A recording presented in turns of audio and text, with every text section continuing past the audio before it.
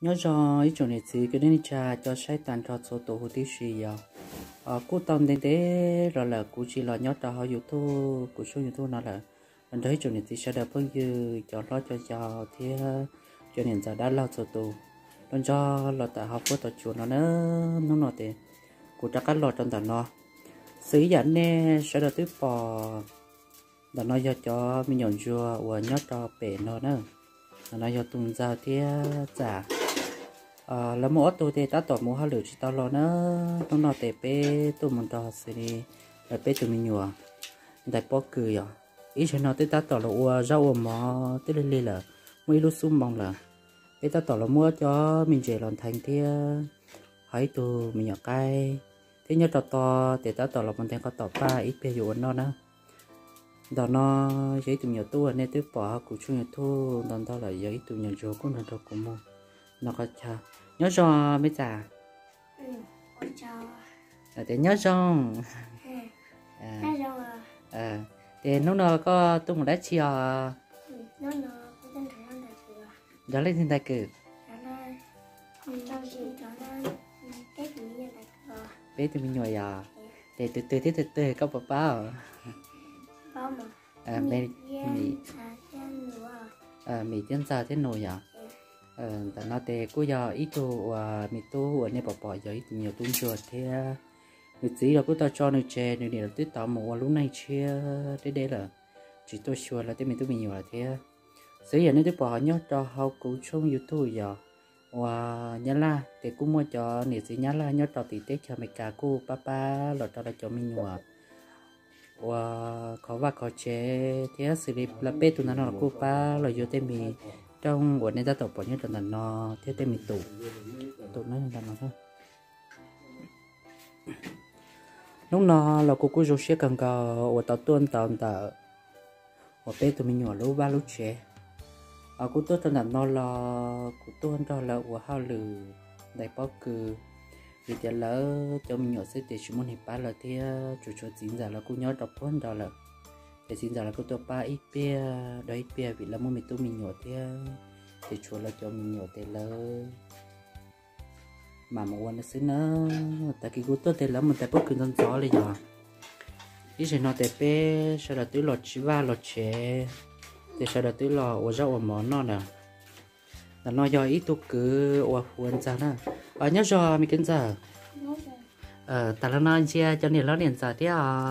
có một lẽ chỉ là một cho chỉ là để có tôi tí lòng thì là chỉ xong rồi đang chỉ sẽ là cho tài à để xử lý thì có tụ mùa này một phút này chứ nó mòn này là nó có do là cho mình nhổ mình nhổ chuồn á lúc nào thì cô tuân cho là ua giờ thì cô vô tới có xử lý nhưng tập bên nhà là tích hợp thì tao nói cho dễ bé phụ anh dễ đào nữa tao nói cho dễ đào cũng muốn thành ta là gì mà đa thì gì các cơn cầu đi nữa cái chỗ này gì sau đó tao tập bỏ nhớ tao nó thì giờ ý pha ua bé phụ tập ba nữa tao nói phụ rồi nhớ là phụ đậu phụ nữa tụi mình thành đất đa là chơi mà gì các cơn cầu đi có ít biệt so sứ để cho trong mỗi lọt ký sao cho chỗ và dĩ lừa nó rất cho họ nói giờ ý tụi cái vỏ tại sao nó tắt tỏ lọc vào để cứ giờ lái xí lại nữa tụi cái nó giờ tụi mồm nhiều của ta mình nhận cho nó nên mua dúa là tao bé nó ít rồi sao vừa mò cô dùng xe càng gọi theo ô cho này theo ô cho đấy chỗ này gì có đi bao nhiêu sao đời chỗ ở pu papa đó là cho mình nhựa đó nó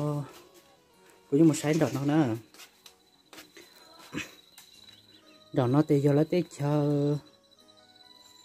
ủa liều tết sẽ để cho nên giờ tết chính giờ là ta tổ liều tết nó tập quá tí nữa tại vì nó thì cũng chơi trồng bao nhiêu sao đó là sai nhân là nó cho bé tu mùa mái giờ nhớ cho mày các tàu đấy chi nữa có ta tỏ chỗ là giết xe à ta cũng phù cho xó mai à thì nó có tôi ở đó chỉ nó tính ra tên đầu mình đang tập bất cứ bớt sát thế à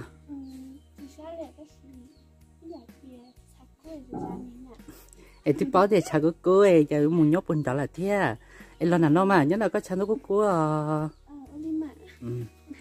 thì cô nó nông mình chỉ là coi à thì có lúm bè như phù mãi là có mấy chơi chung là có chí à có chí thì lo thì nói hay lo cho bao nhiêu sau đây thế tao nói à thì lo là nó có nhớ là coi để cha nó cô liền chỉ cứu là một cầu chí xong là bữa tao lấy một tủ luôn đi chỉ tao một tủ luôn là tiền ra và trong cái này là chỉ tao một tủ luôn thì thì cô bác có rau xén thì có tao tủ luôn rau nữa thì nó cũng tôi ba xử lý là bé tụi mình nhổn cho nhất là nó là cũng dễ khó và cái rau xén nhất là có thì nhất là của bé sau đời rồi thì có chuyện chỉ chấp vào giờ là bé tụi mình nhỏ là cũng chỉ muốn này ba và thì chỉ bán được bất cứ chỉ muốn này ba thì bé cũng sau đời tôi xí lúc xí ba còn sau đời và cho ít bữa còn ta thì lúc xí hạt thì là cho mình nhỏ nhất tao trong một cảnh đó là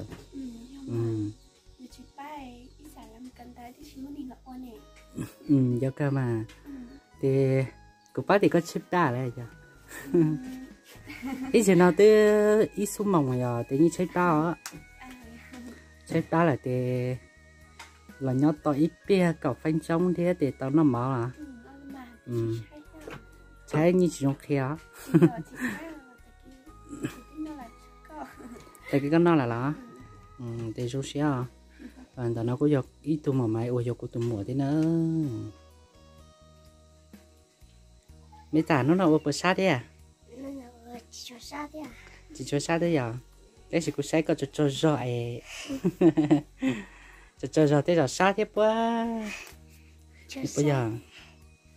thì nó là tên đó là bé tụ mình nhổ nó qua thì bữa một cái xã giống xe đấy à thì cô cho xe ship nữa là nó là cô giờ mình nhổ rồi đi co thì có là mình nhổ rồi thì chỉ là tới tao cho chết ta là cho nè nó nè giờ là tới mùa vừa chỉ mùa lúc này chia nhớ tao đấy là cô tôi sẽ trả lại cho mình nhiều là chỉ giờ có nè bố tôi sẽ có cái này chỉ cho tôi đấy à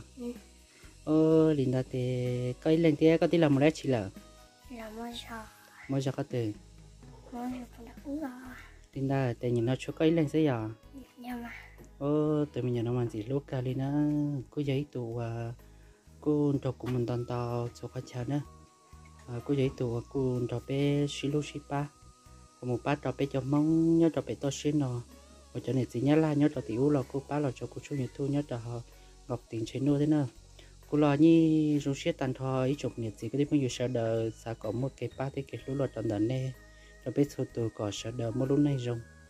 nhớ trò bé thế chờ to xí nó thế này chủ nhật gì sao đờ bỏ giờ để tên mi vắt chế nên chỉ trong xí giả li nhớ trò thế chờ và may và giờ tên mi xong cho là một sọ và lúc ba lúc chuyện chứ sau tôi sẽ chặt ra nó ta nói giờ là bé tôi mình nhủ nửa bò li va li chế tất cả bọn nhớ là nó giấy lúc họ sò và giờ bé mong canh cười ít xử lý sau đó tôi mua là mù thao là và giờ cho là mù họ chờ thế cho là mù họ gió tê trò tê mi chết xuống nữa bây giờ nó cũng chơi chồng này chỉ có đến bao nhiêu sao đàn rồi cũng một sai nhá cho nó bỏ đắt tỏ là mù tê mình tao mà nữa cũng sai mình thật nói giờ bé muốn đi ít sự cái cử nhớ to gió đến nên tao tiền rồi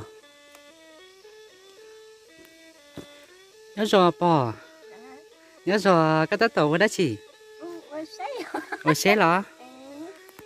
đàn nói em nếp phua xe rồi cái gì tao cũng phê thì ma rồi giờ mua xe rồi thì cho nó có món xôi chờ là ở giàu là thì lên nó để bữa tao lái hay tiêu dù cho là muối dòng đâu ý à tia nhìn non được bữa tao đó nè bữa tao đó ta mà muốn ăn tôm mà là mà muốn dọn dù tao đó ta là thì cho là muốn tao mai rồi thì mà là mua quỷ đèn to là mua tao là mua tao dọn nếu lên nó bật khứ thế à bò khứ thế giờ cho cô bao mà như chỉ dùng gì kia biết bao lử ta thìวันlấy tới đèn to ở bên lử mà thìวันtao lò khứ thế mà tiền lạ người là mà tôi ít đại tiền vô cũng cả khối ít đại khối tiền dạ mà để xuống nó có mà chơi xong là bò cũng mua trâu chỗ bé đó trâu chỗ bé là lo trâu chỗ bé thì cũng muốn xuống cần cao lên là nó nên chỉ mà dùng dân lo lúc anh cho lại rồi cứ giờ mà thì dùng máu thì nếu trâu bé to xé thì như tao chọn nhẹ thì bây giờ thì là như cái cứ nếu chỉ thấy đi cá dùng no là xử lý rồi tích cho bạn mấy cứ giờ cả đi mà thì ý này bỏ thì con số đi nó ta thì dù trong số trả lử thế à chỉ chuyện đó mình chơi ớt lửa sao lử thế mà lai nhỉ ớt lửa mà muốn lâu sao muốn lâu là mà muốn tông không tông tao mà thiết tông đó ở biết có họ lử quá thì giờ sừng muốn lâu rong tao mà thiết tông tấu muốn lâu còn là rong ta là một cái mà thiết sừng nì chẳng hay nhớ nì lâu rồi thì tôi nè tí này cho nó tao đi nó cũng sai cũng thích chụp bao sai thì dùng chụp bao theo lâu rồi thì mà thật thà lâu mà mặn thiệt không đi tôi mặn thiệt không mặn thiệt không đi tôi thiệt để lâu tao cho thật thao đi nó cho thật thao như vấn đề ạ cho thật thao như vấn đề mà nếu uống rượu mà thôi thì ta ít cho mà cho mới cho thao chứ mới cho thật thao này ta mà thiệt để uống tao muốn đi nó thì dù uống ít xí vậy có gì có bỏ tao là có thì uống hôm đấy đi hôm đấy đi hôm nay mày uống ít nông lên hả ít nông thì ít khó đi nó xứ ít nông thì ít khó đi chứ em bảo nó thì dù xử lý tới giờ xe dù có buồn nông bà lâu nhở cái này nè qua thế chị nha chị cho cháu ít nông chị cho cháu ít nông thì cái lúa cho út rồi này sẽ ít nông hả in đó như lâu mà qua cái mà vô quan trọng mà vừa thì quan trọng cứ giờ cả lại mà xí à bỏ thì có cho nó thì tôi cho xong rồi là cho nên tôi sẽ dùng lời nhỏ khơi cho nè biết xí à thì thầu biết cho nó này tôi cho xong rồi là dùng mất sai dùng mất chỉ trâu cho xong sai dùng tôi chỉ cho xong luôn wow tôi cho xong tôi chỉ cho xong rồi nè chạy cổ xong là dùng chỉ bao lì mì là sao mà chạy cổ xong chỉ bao để sẽ đi thầu có bao dù tiền luận cao thì dùng ít uo lòi mì là mà mấy thế chỉ bao ít bao mà chặt uo cho ta này không ạ ít gì thầu có một cầu chỉ xong để lòi tiếp bỏ là uo cho nó à chỉ mà chặt hết uo nào mà dùng cho mình nhỏ rồi mà hết uo cho ta đi nào mà vậy thành ra dùng ít bỏ là cho lòi là như uo linh đó rồi lấy những uo linh mà thôi tụi nhà tay này chỉ lấy những uo linh mà dùng lại uo linh để cho nó để cô bộ báo thì không nó uo tao chọc về tiền rồi là tôi chọn cái thiệt khó mà người ta nhà chỉ chọn xong đấy chỉ cho xong rồi đừng một trâu chọn xong mà sẽ trâu chọn cái xong mà có tao chỉ cho xong rồi là cái gì mà xử giả cho nó thầu là nó có bí lộ cho ma là mua là một nhớ nội tao mua chờ bùa xong là chỉ chờ thế xong có chỉ bao giờ giờ thì bí xử giả thì dù mua cầu chỉ xong thì dù bỏ lao linh ra rồi à bỏ lao miệng ra linh hả miệng lao linh mà dù những linh hả giờ linh ta thì cho nó cũng tông té hành rồi là té hành đó mà người ta sử dụng chỉ kia mà muốn tao thì dùng linh nó tao ý định tao rồi thì dùng mua đi cả ý định tao mà trong này cho rõ tao nấu chứ đâu chỉ dài rồi muốn đi mà bếp bùa bếp bùa chỉ muốn đi mà ốp bùa xí thì dùng cứ ta thêm một tao ó nhập bùa nhập bùa còn bọn người ta mà tập lâu chắc mà chả chỉ chung một lâu giá thế để xả lâu ít nó để lát hơn đó nhỉ ít năng nghỉ cho lẩu cái này sẽ vô tết nó sẽ tẩy già thôi nó tẩy già vậy để tẩy già tẩy để cho nấu chứ gì để chả một bí sự của sao bao thấy coi thì ý là để ta chỉ nói dù bí thầu dù có một chồng ma ta lo dù muốn là ta lo để dù mà muốn là một sào ta muốn cho chuối cho học với ta thêm muốn chua ta thêm muốn với trâu đi mà cho nên ta để bí sự giờ dù thằng ta lo ta để nữ cô sáng nhẹ là chỉ ít nông này cũng chỉ bông cỏ xí à chỉ mua vậy nó chỉ mà cỏ xanh tiền này lâu mà lâu chỉ hai chữ muốn tiền là lâu thôi để cho nó tiền là lâu thế xí lâu lâu lâu chỉ là chỉ đầu mà tháo bỏ nè ơi chị bỏ xây cho cú báo tiền cú nhìn cho tiền thầu cú mẹ cú nhị bỏ cú nhẹ thế cú tụi mùa một số là tại vì nó để cú nhẹ cú bông là để chú chỉ là thế tao tao chỉ bông để cú thế mà thế xử lý giả để cú tụi mùa để mua hay là một tiền cú chỉ tao ót xong là chịu là bây giờ thì lỡ mua hai lượng tao thế lâu chỉ là danh này我之前嘛，我就摸那牛，我年年帮人炒半天，一种刀的老头年我年摸。xử lý thao cũng nhiều, để cua mua tao thế. Mua tao hay chỉ gì thế đó. Mua tao thì mà ra một. Mà thế tao dùng không? Cũng nhiều, chú mua cha có bơi ra đấy à? Chỉ mua lo. Chỉ mua thế. Dạ. Dạ ta. Để mua. Cái giáp lâu giáp đây mà dùng mùa dùng khâu dùng khâu tết đấy. Wow. Để xong dùng tao bếp đó giá xí à? Để mong mùa là mùa vô khâu tết. Thì trong xe nữa. Thì nó này cũng tắt tỏi cho một xíu là bếp tụi mình nhiều quá nhớ trong bờ họ.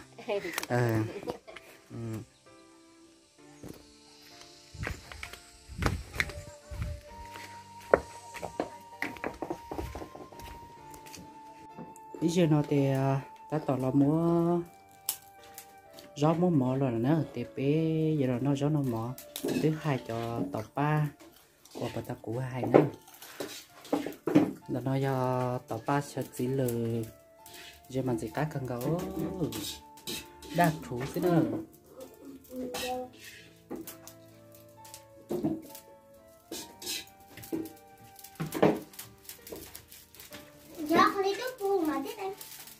ta nói ta tọt bỏ thì ý giờ xử hao lúc có rồi thì trong cái ô bà ta tới tập cái vỏ tới mua lọt xong rồi cuối giờ thì sẽ chỉ cho tao dùng thì tao mua là một hỏi lử nữa còn nếu sẽ dùng cho để bé mà lên non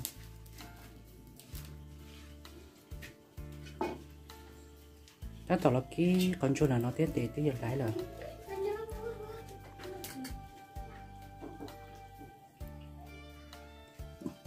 ồ cái gì nó mất có tròn ta sao mà xí mất ta là cái liền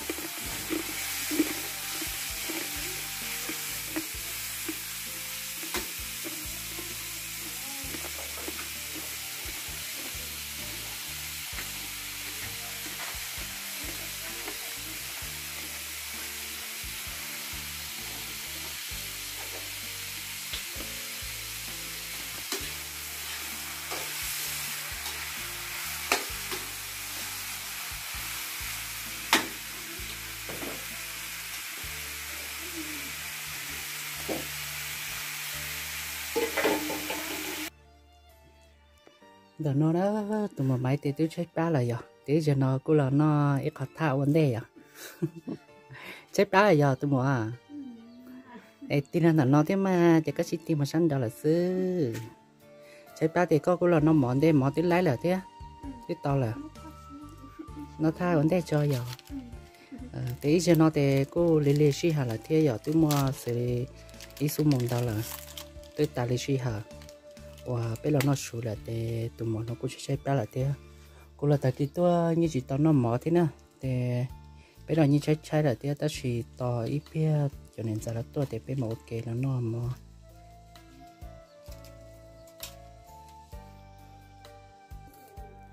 tao nó tụi mình giả nó chát tao là nó tha nữa, có nó bực cặp phúc của nó thế à chả, cả à. Có đa số có nó có đa số của chị nó có của chị nó nè nó có sẽ đến nó của tôi để cô vừa tới cho thao tôi cho lại bé từng nhiều tiếng tôi cho sẽ đến nó thì cô sẽ là cô cho nhiều tiếng cho lúa sắp vào nữa bây giờ mong để nhớ cho bé tôi share một giờ đó có từ là như cho nhiều tiếng sẽ là một để lúc mình anh chỉ tao là tôi mình kể vào may cứ ít nông là chỉ tới có giống nó cho lịch sử và luật tí cho bạn mình nữa tập bé tôi sẽ nói thì giờ tao nói qua cái nó xí bữa gió cá để vô chủ mũi nóng khó lử mình cho lập ba luôn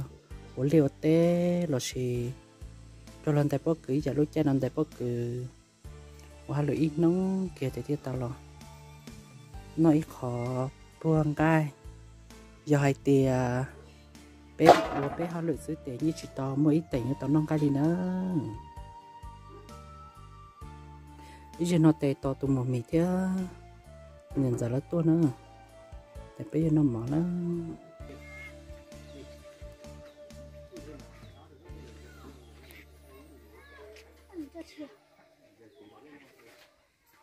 ý giờ nó tệ sau đó tới tắt tổ tôi là nữa tệ giờ ba nó mở mì tắt tổ một phù là tua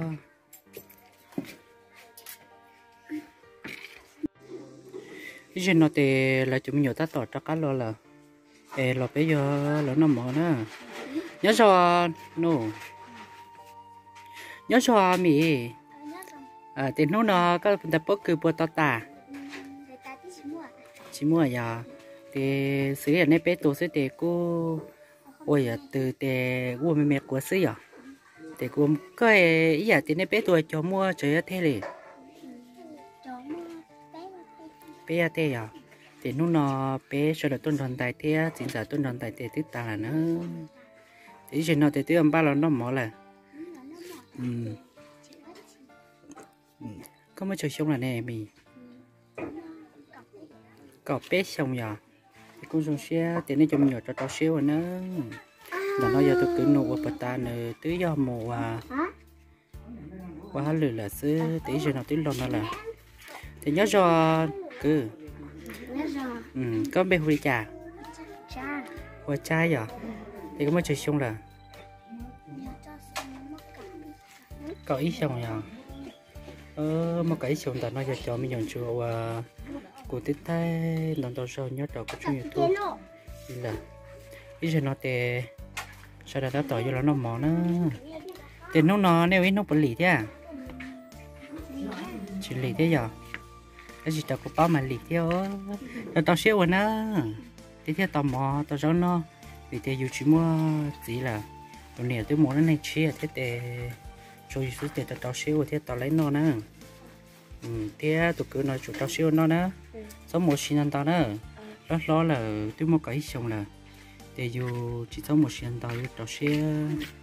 là một món nấu hào để dù thêm món non tao đi luôn á của nó thế cứ ra nữa tao xíu tao tụi một lo thế tụi tin lao các tụi tin lao tao xíu uống nó nên thế thì món nó sấy giả đi luôn đó của nó tụi một mình đấy giả thế nữa tao xíu nữa ý cho nó tê bé tá tỏi cho nó mỏ là nó có giấy nó ngồi trong chắp ra và tôi nó tụi một mì lo nó có một chỗ tới khoảng cái giấy từ cái vỏ thì xử lý ít con chua rồi thì nhất là cụ tê bắt tay cụ số một chỗ chỉ được khi tụi một mì có chỗ tao lo là cụ tê chỗ tao chè thì và ít họ tọt ba nữa để cho nó tôi lấy mỏ lại bây giờ nó mỏ nó sẽ chết ba lại sau đó cho nó rất nó mỏ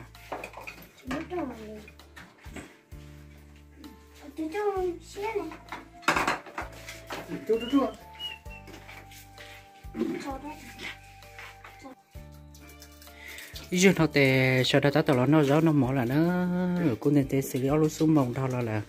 để cho nó bé tao nó mỏ ta thì nhiều mùi nhẹ và nhiều chuyện là ở giờ máy à nó mà ta thì có thể cụ tiết xả tiếp bé cho tâm một là toàn chạy là cho mình nhiều một là thế nên sẽ tiếp một là một là thì mua xí hạt thì bé nhiều cho các tua là nó thế cho tôi sẽ là được thì ý nó bé tôi dùng một là nữa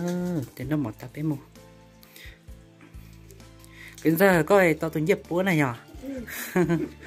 ta kể từ nhấp bố mà lo chắp vào nữa nay giờ tôi cứ ra mình nhận cho thì tôi cứ nói tiếp tôi cứ sát đi tôi trả thế mì thế nồi à bao tôi nhận cho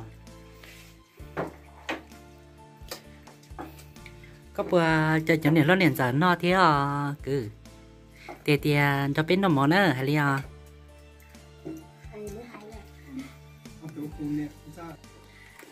thế kính sao cho nó nhiệt lót trên nền giờ cho biết nó mỏ nữa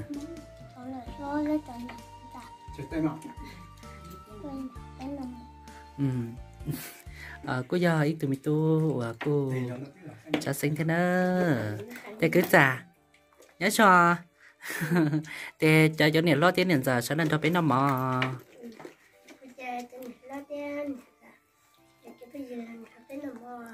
ôi chân đó nè thằng còn nó mở có cháu nè